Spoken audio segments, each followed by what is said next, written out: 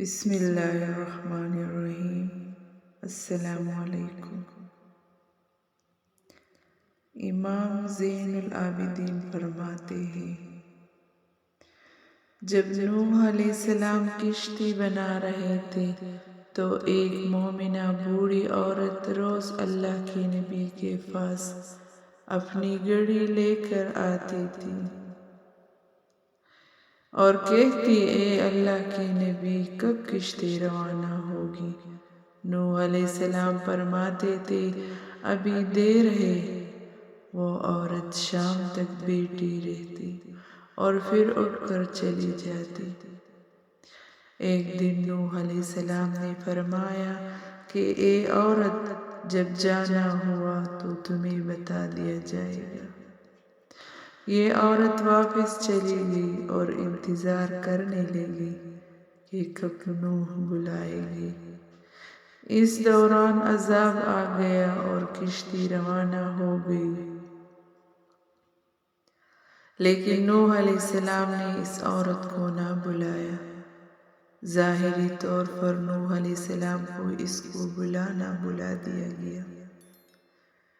جب طوفان تھما تو ایک دن نوح علیہ السلام کے دل میں محبت اٹھی کہ شیر کو دیکھوں جہاں سے چلا تھا۔ وہاں آیا اور قریب جا کر دیکھا تو ایک جھونپڑی میں دیا جل رہا تھا۔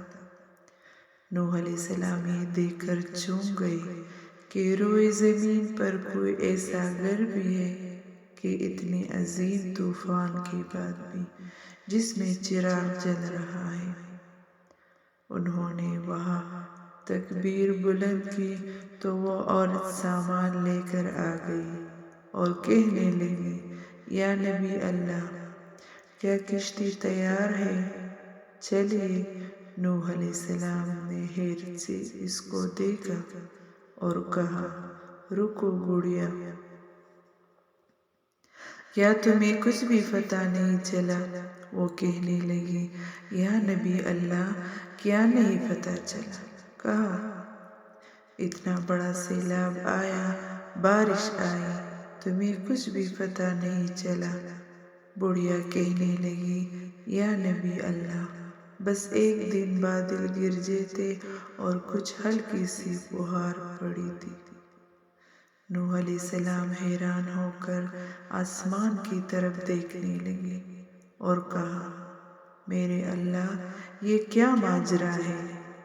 اللہ تعالیٰ نے نوح علیہ السلام پر وحی بھیجی کہ اے میرے پیارے نبی، اس عورت کے دل میں چونکہ تمہاری محبت تھی اور تم نے اسے پابند کر دیا تھا، اور چونکہ تمہارا اس سے وعدہ بھی تھا کہ نجات کی کشتی میں اسے لے جاؤ گے، تب جب تم نے اپنا وہ وعدہ پورا نہیں کیا، لیکن اے نوح علیہ السلام، میں تو تمہارے وعدے کا ذمہ دار تھا، اس لیے میں نے اس سے بڑھیا تک عذاب پہنچنے ہی نہیں دیا۔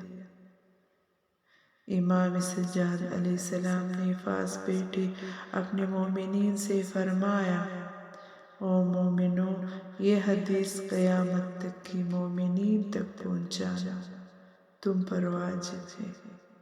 انہیں بتا دو کہ جس نے ہم سے محبت کی، قیامت کا عذاب ضرور آئے گا، لیکن جیسے اس بڑھیا کو پتہ نہیں چلا، ہمارے مومنوں کو بھی پتہ نہیں چلے گا کہ کب قیامت آئی اور کب چلی گئی۔